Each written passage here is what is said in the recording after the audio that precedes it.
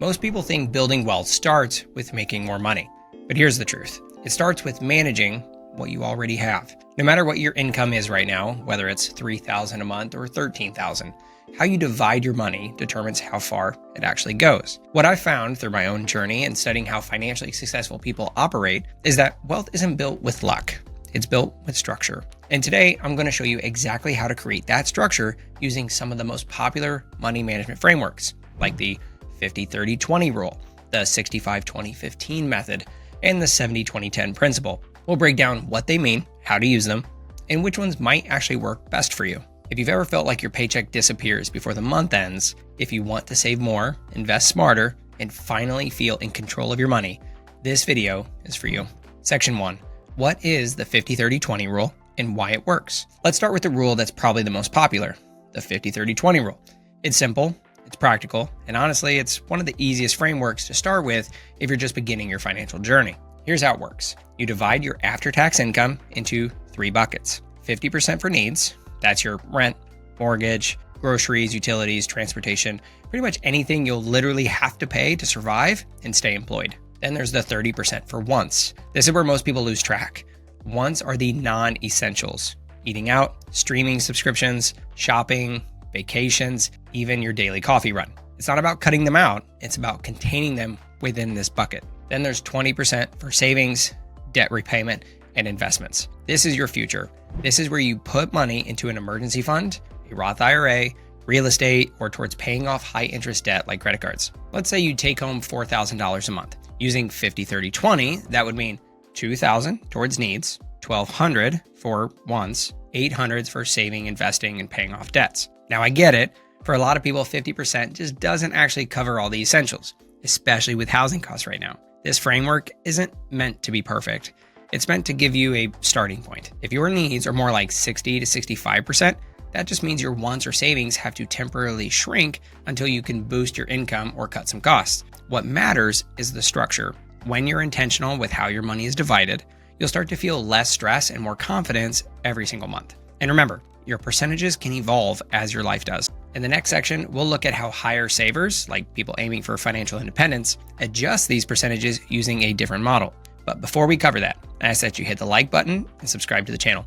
It's 100% free and helps our channel reach more people that can use the help. Now let's cover the model for those who want to save as much money and as fast as possible. The 65-20-15 framework for people who want to save more aggressively. If you're in a place where you want to start saving a little more, or maybe you're playing catch up on building your financial foundation, that's where the 65-20-15 rule comes in. This model is a twist on the traditional 50-30-20 rule, but it leans harder into building up your reserves, paying down debt, and putting money into long-term assets like real estate. Here's the breakdown. 65% for needs. This covers everything essential: housing, groceries, insurance, transportation, childcare, whatever it takes to keep your household functioning. Compared to 50%, it gives you a little bit more breathing room if you live in a higher cost area or have family obligations. 20% for savings, investing, and debt repayment. This is the future fund. It's your emergency fund, your Roth IRA, and your stock investments and credit card payments above the minimums. This chunk is meant to move you forward. Then there's 15% for wants. Yes, this is the smallest slice in the model. It's where discipline really kicks in. That doesn't mean you never go out to eat or enjoy life. It just means you're putting long-term peace of mind ahead of short-term indulgence. Let's say you take home $4,000 a month. Using the 65-20-15 rule, $2,600 covers needs, $800 goes towards savings and debt, and $600 is reserved for wants and lifestyle. The goal here isn't to live in a life of restriction. It's to build a margin, a buffer that protects your future self. A lot of people I talk to want to invest or save for a home, but they're constantly running tight on cash flow. This framework helps shift the focus to long-term gain, even if it means pulling back just a bit right now. And honestly, once people start seeing the emergency fund grow or that debt balance shrink, they don't miss that extra takeout or random Amazon order as much as they thought they would. If you're the kind of person who wants to hit your financial goals faster, or if you're already spending more than 50% of your income on essentials, this framework might feel a lot more realistic and empowering. Now, what if you're someone who's laser focused on building wealth, even on a modest income? That's what the next model is all about, the 70-20-10 rule. This is one of the simplest financial frameworks out there. It's called the 70-20-10 rule, and it's especially powerful for people who want a system that's easy to remember, flexible, and effective over time. Here's the breakdown. 70% for living expenses. That includes everything: your rent, mortgage, food, utilities, gas, phone bill, your kids' activities, whatever it takes to live a normal life. 20% for savings, investments, debt pay down. This goes into your emergency fund, your retirement accounts, your brokerage account, and debt reduction. Think of it as your wealth engine. And then 10% for giving. Whether it's donating to a cause, tithing, helping family, or giving back to your community, this slice is about purpose. And what I love about this rule is that it builds generosity into the budget right from the start. In our scenario where you're earning $4,000 a month after taxes, using the 70-20-10 rule, $2,800 covers your lifestyle, $800 goes into savings and debt reduction, and $400 is reserved for giving. Now, you might be thinking, what if I can't afford to give 10% right now? And that's a valid concern. These ratios aren't commandments, they're targets. But here's the deeper point. The 70-20-10 rule isn't just about money management. It's about aligning your finances with your values. It prioritizes sustainable living, steady saving, and intentional generosity. And a lot of wealthy people, especially those who built their wealth rather than inherited it, follow some version of this principle. They live below their means, invest consistently, and stay generous. You know the beautiful part? You can follow this framework whether you're making $2,000 a month or $20,000 a month. The percentages scale, but the mindset stays the same. So by now we've looked into the three solid systems: 50-30-20 for balance, 65-20-15 for accelerated saving, and 70-20-10 for long-term simplicity and generosity. But the real question is, which one is right for you? Let's walk through how to actually choose the right rule for your life and how to build your own, choosing the right money system for your life. So at this point, you might be asking, which one of these should I actually follow? The answer is that it depends on your goals, your lifestyle, and where you're at right now financially. Let me explain. If you're getting started living paycheck to paycheck and trying to find some structure to get ahead, start with the 50-30-20 rule. It's balanced, easy to track, and gives you a little room to enjoy life while still making progress. If you're in a phase where you're trying to pay down debt fast, build your first emergency fund, or prepare for a big life goal like buying a house, consider the 65-20-15 rule. It's like putting your finances in a higher gear. You're still living, but you're being more aggressive about your future. Now, if you already have your essentials covered, you're not in survival mode, and you want a framework that's aligned with long-term stability and giving back, try out the 70-20-10 rule. It's simple, it scales well with income, and it centers your values, especially if giving is important to you. And here's the truth. You're not locked into any one system. You can adjust it as your income changes, your goals shift, or your life evolves. Early in my career, I leaned more towards the 65-20-15 rule because I was trying to build savings quickly, getting my emergency fund as high as possible. But now that I have more control over my income and I'm focused on impact, I use a mix of 70-20-10 with some months closer to 60-30-10, depending on what I'm investing in. The point is, be intentional. Choose the rule that serves your season of life and track it, even if it's just for a month. Now that you've picked your framework, the next thing is critical. Automate it. Because the number one way to stay consistent, especially when life gets chaotic, is to remove friction. So let me show you how to actually set that up. All right, so you've picked a rule that fits your lifestyle. Now let's talk about how to actually make it happen automatically. Because the truth is, motivation will get you started, but discipline and automation is what keeps you consistent. One budgeting tool can help keep you on track. It doesn't matter if it's an app like Monarch Money or YNAB or a spreadsheet where you type in all your transactions. What you need are a few separate bank accounts, some skilled transfers, and 30 minutes to set it up. Here's a basic setup I recommend. Step 1, open 3 checking or savings accounts. One for needs, one for savings, and one for wants. If you're using the 70-20-10 rule, that third account could be for giving instead. You can keep them all at one bank or split them between institutions, whatever helps you stay organized. Personally, I like using high yield savings accounts for the savings bucket so it earns a little bit more interest while it's in there. Step 2, schedule automatic transfers on payday. So let's say you get paid on the 1st and the 15th. You'd set up your paycheck to deposit into your main account and then immediately, same day, transfer 70% to your needs account, 20% to your savings account, and 10% to your giving and wants account. Most banks let you automate these right in the app.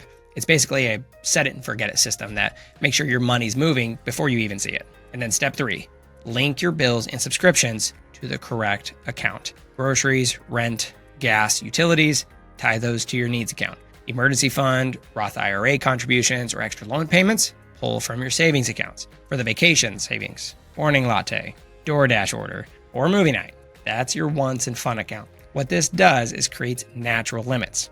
If the wants account starts to run low, that's your cue to pause. If the savings account is growing, that's your green light to start investing, building your emergency fund, or crush a credit card balance. No guilt, no confusion, completely straightforward. And here's the bonus. Once your income grows, whether by $200 or $2,000, you can scale the system effortlessly. The same percentages still apply, just with more firepower. Now, if you want to go one level deeper, in the next section, I'll show you the tools you can use to visualize everything all in one place. The best tools to stick with your system. All right, so now you've got a budgeting system in place. You've automated your transfers and you're ready to stay consistent. But the question becomes, how do I actually track all this without going crazy? Well, the truth is, there's no one-size-fits-all answer here. The best system is the one that you will stick to long-term. So I want to give you a few different tools that can help, whether you love tech, hate it, or just prefer a good old-fashioned way. Number one, a simple spreadsheet. If you're someone who likes to be hands-on and fully in control, I'm actually creating a budget spreadsheet that lets you plug in your income and customize your own 50-30-20 or 70-20-10 setup. It's clean, simple, gives you full visibility into your money without needing to connect to a bank account. I'll include a link in the description as soon as it's ready. Number two, Monarch Money. This one is built for people who want to track everything automatically in one place. You can link all your bank accounts, credit cards, savings, set up custom budgeting rules like 50-30-20. I personally use this myself and love that it shows everything that hits the credit cards and bank accounts as soon as it happens. It will show you that subscription that hits the account that you thought you had canceled months ago. I'll put a link down in the description that can save you 50% on your first year. Number three, Copilot Money.